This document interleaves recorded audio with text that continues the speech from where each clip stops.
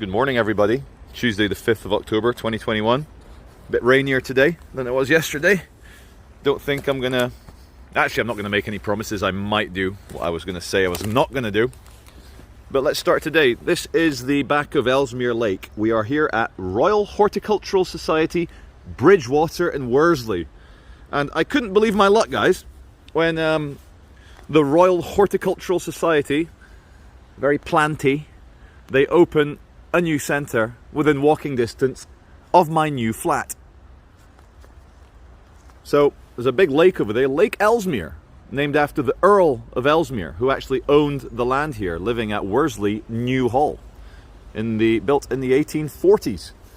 And I'm walking on the old lake bed. Oh shit, that's actually, the mud goes quite deep if you're not careful. You gotta be careful. So this is the old lake bed. It's all very swampy around here. I just want to show you how quickly nature swallows up. There was some sort of boating, berthing entrance here, and you can hardly tell now. I'll give you a little drive-by for the 3D effect so you can see depth. And look, this was all something coming from there. There's some iron rod, and we'll go back to wide angle coming around here. Now, there used to be, probably in the 1800s, there was metal fencing on the edge here. There was a wall, a nice big sandstone wall, and this ancient, it's 160, 170 years old, this old fence used to keep kids and people from falling in the lake. Now, even better, see this tree? If we come and do a bit of a amateur damp October archaeology, there's some big stones here, some big granite stones, heavy rock that was formed part of this, and this tree grew and grew, and when it got knocked over, or fell over in the wind, probably, look at some of these cuboids it's taken with it. And even better than that, not only is it dragging up 100 kilo rocks, 200 pound rocks from the wall as it fell over, the good news is, this tree is, whoa, I'm still alive. Like Eddie Vedder from the album 10, this tree is very much still alive. Sprouty sprout, sprout, sprout. Ooh! He gets knocked down, and he kind of gets up again. You're never gonna keep him down. I have given the tree, I've assigned it as a male. It's got balls. It has a penis. Well done, you bloke. Take no notice. We don't get told what to do by these signs. So, the Victorians were well into their secret gardens and fairies and romantic little getaways down the bottom of the garden. Ew, how private. And we were just over there talking about the plants still growing, the 1840s walls. So, here we are, we're in the east bit. East Ellesmere Lake, only the western end of Ellesmere Lake, go west, life is peaceful there, has been fully reinstated. We intend to restore this end of the lake in the future, recreating the Lost Island. You get it? Lost Island, see that? Water would come around, like that, little Victorian, ooh, secret garden, they love it. Recreating the Lost Island and ensuring the intriguing historic grotto is accessible as a fascinating landscape feature once more. The lake's historic walls can be seen from this position, and the small collection of stones on the mound to your left was likely an additional small foliar garden feature on another island in the highly designed lake. These are my balls, look at that, gonads. Sorry guys. So ignore the footpath is closed. I'm a member, don't you know? Let's go wide angle. And here we are. This is the small garden folly. This would have been a nice little covered up area. And young aristocratic Victorians would hide in there and have steamy, passionate, deep sex.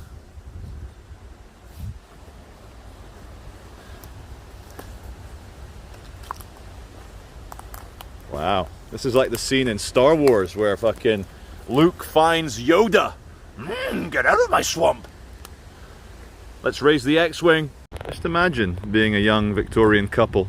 Oh, let's take the little gondola with the little umbrella and sailing down here on your little fake Venetian gondola through to the eastern side so you can go and have passionate steamy sex in the small folly on the secret island.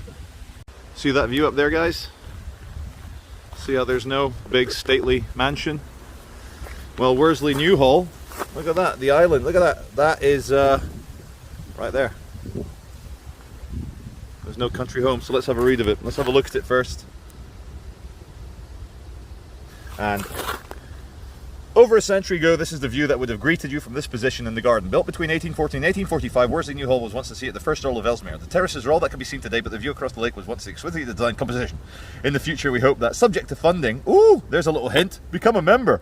A glass house might sit upon the site. 1901, Country Life magazine, look at that. It was a thing back then to show the peasants, you don't live here. Oh, those people. No, they're not people. You don't live here. Na, na, na, na, na, na. Anyway, the secret sex grotto for the young Victorian teenagers is actually there. I'll see if I can zoom out a little bit. There you go. There's your secret grotto.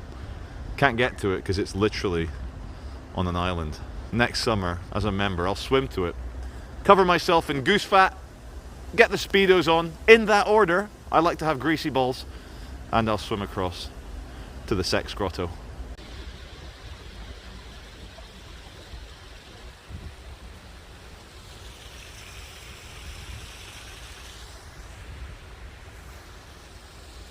Just imagine the tadpoles in the springtime. Let's begin with Japanese maple #1. Oh, that looks like the kind of thing the Mexican authorities would burn down. Let's smuggle it across the border at Tijuana, amigo. Japanese maple. A different species of Japanese maple. And a third species of Japanese maple. This one a nice burgundy, Bordeaux, rouge with green underside. That was a surprise. Look at that. Green underside. Why is the chlorophyll on the bottom? I don't get it.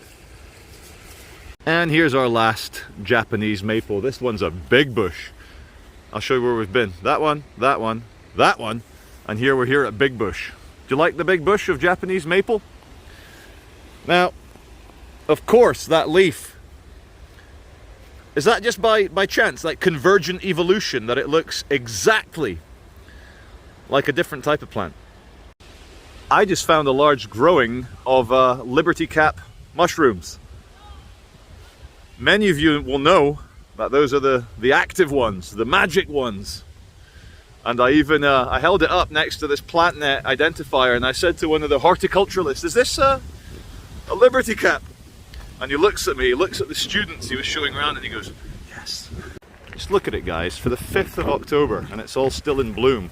It's a cold, wet, windy day. Okay, these aren't so much in bloom, but they're trying. Look, it's still a bit petally. Charlie Veitch channel, moi.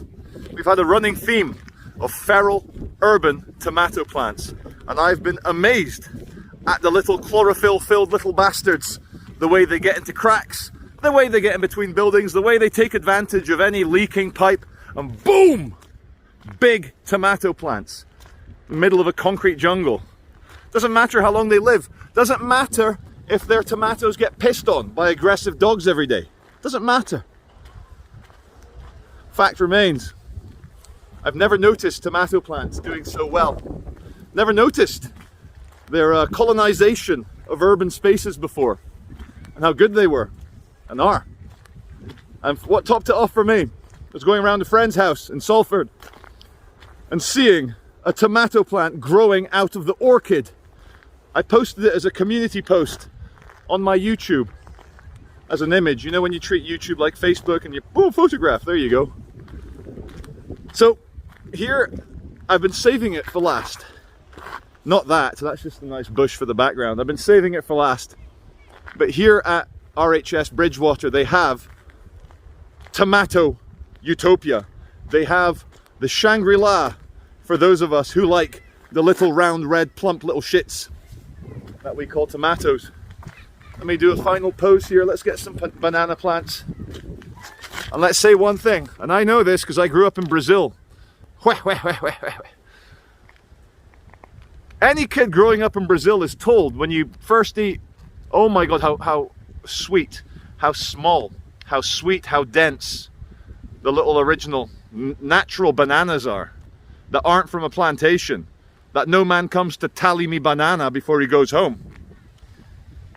Wild bananas are small, they're sweet, they're delicate, and they taste amazing. It's like a platonic ideal.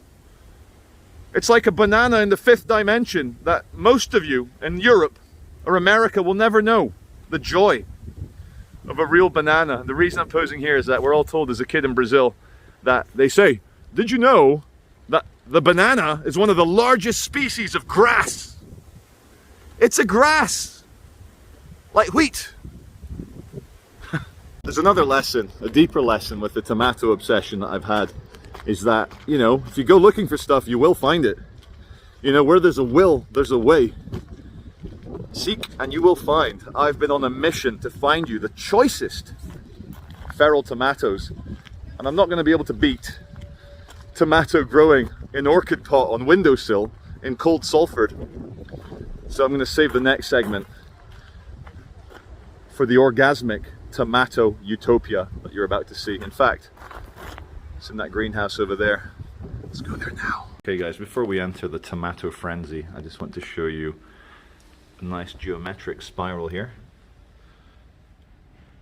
Fractal, outward, and all that's doing, we might look at it and go wow, but we go wow because we are efficiency in a chaotic system, and that is just the most efficient way of organizing succulent leaves in a chaotic system. Okay, here we go. No, they've not. They've done it. There's a stick down the other end as well. How can I do this? I'm going to try and do it anyway. I'm going to go ask. I need to ask. They've taken loads of them away. I was here yesterday getting ready. Look at these tomato plants. Look at the species. Let me just show you. This is why we came for today's video. I'm going to go speak to the gardener. Maybe he'll let me in specially. But they've taken loads of them away. They've harvested them and they use them in the cafe. Oh my God. Curveball. Most of the greenery you see in here is tomato plants. Of course, we've got the grapevine up above, but the main vegetative growth in this room is very thick, dense, lush tomato plants. And yesterday they were all hanging down, all the different heirloom, all the kind of wild, forgotten, lost European, American, African, all the different amazing tomatoes. Look what they've done to my boys in that basket. But the ones I really liked were the purple ones. And this massive basket there, it's a big basket. All the different types of tomato. Some of them are even marbled. But it was the big fat purple ones, the deep purple tomatoes, that took my fancy. So I'm going to try and get you to enjoy. There's some trimmings. Oh, if I could go in there, but I am actually... I've been sticked. Look what they've done. I don't want to be a dick. And he's parked his vehicle on it. This isn't tomato. Oh, at least he uses wear sunscreen. Baz Luhrmann's song, wasn't it, from the early 2000s? So, oh man, you should smell the strong tomato smell coming through. Let me see if I can do more than the 5x zoom. Get you some more. But yeah, there's another basket full of tomatoes. They're all going to get eaten. But I walked through here yesterday. I'm going to see... No, I'm not going to see anything. I'm going to be satisfied. In life, you can't always get what you want, but you often get what you need. And maybe for me today is to learn a bit of humility and patience, and see if my viewers will be satisfied from a slightly removed view of the tomatoey. Tomato-ness. I've been thinking, guys, I'm going to do it. Fuck the system. I came here for the tomatoes. I'm a member. I'm going to film the tomatoes. So first of all, have a look at what we're looking at. And this is all tomatoes. Massive tomatoes. They've harvested them all. I don't know why they would have done that.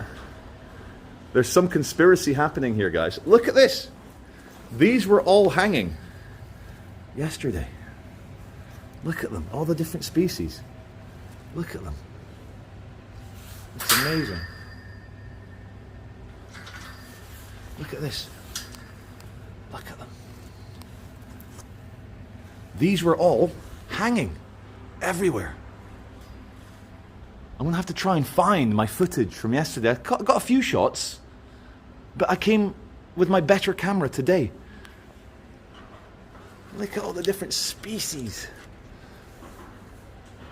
Look at them all. And look at the legumes. Look at the courgette. Look at the size of that one. My God. Boogie nights. Huge. Okay, coming around the side of the walled garden that we've just been in with the tomato conspiracy, the tomato incident. I'm going to more on that in a minute, but we're here at the Weston Walled Garden by the Garfield Weston Foundation. Again, very flowery. Excellent bloomage for early October.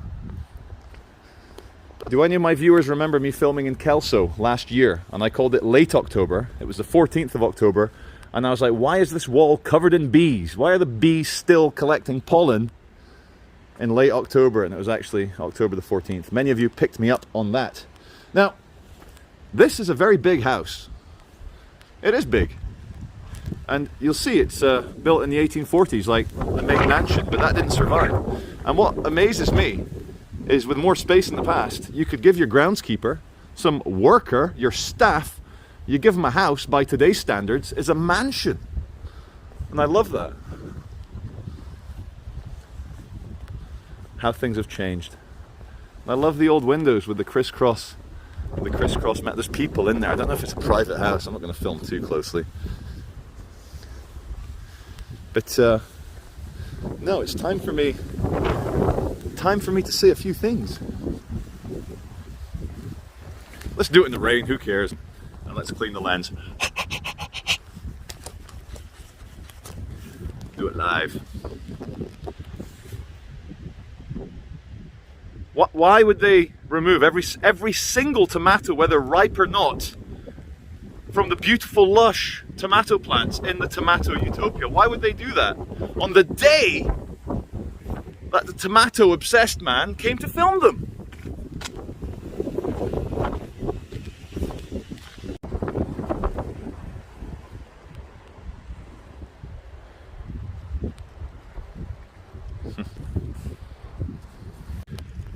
If you've ever taken your kids pumpkin picking, in inverted commas, many parents like myself have been disappointed to find that the supposed fields where you expect this to be the case, where they're still connected to the living plants, so you can actually go, oh, that one's deep, look at that one, more orange than the rest of them, I'll pick this bad boy, and he's still alive and he's still connected.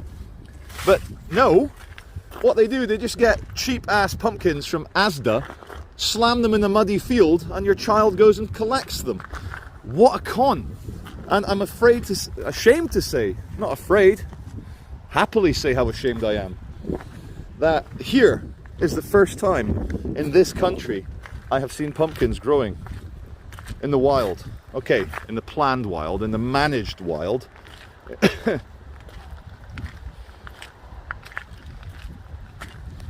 Yeah. And what's this one? What is this one? Fuzzy little blue guy. What are you? Nice little pentagram star there going on. Okay, I'm going to end this on a reflection pool so that you can reflect for a few seconds, guys. This is, I think, the raised water to water the plants. It's easier. The gardener doesn't have to bend down to fill his watering thing. Look at everyone's hopes and dreams in coin form underwater. It's about 2 feet deep. I'm just going to put this over here, and we'll end it on some nice thoughts for you guys. Some things in life you have to compromise on. You have to find a middle ground. When organizing something in the 3D physical world, you can't always get what you want. People want different things. You have to compromise. But there's other things which you cannot compromise on without compromising your very soul, without compromising your epistemology, your worldview, your view of things, your essence, You can't compromise on love. Love is one of those very few things where you either love someone or you don't. And a lot of people think they love people, but they don't. You can't compromise on loyalty. You can't compromise on doing the right thing in the face of adversity. You can never compromise on these things, because these compromises, it's almost like a bargain with evil, a bargain with malevolence. And you just shouldn't do it. On that note, this has been October the 5th, 2021, at the lovely Royal Horticultural Society, Bridgewater, in Worsley, Salford. And I will try and find out for you from the staff why they've chopped down every single tomato from the tomato utopia.